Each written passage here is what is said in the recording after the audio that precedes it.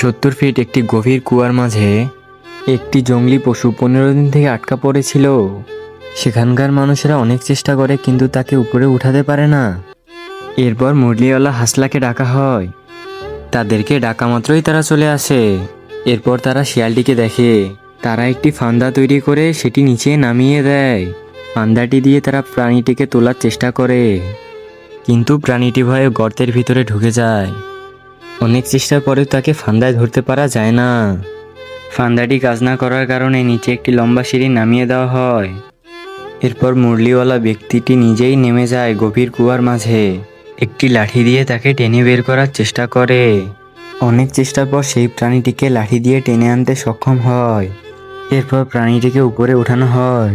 এরপর বোঝা যায় এই প্রাণীটি অন্য কোনো প্রাণী নয়, এটি হচ্ছে শেয়াল। এরপর তার রশিটি খুলে দেওয়া হয়। এরপর শেয়ালটি জঙ্গলের দিকে চলে যায়।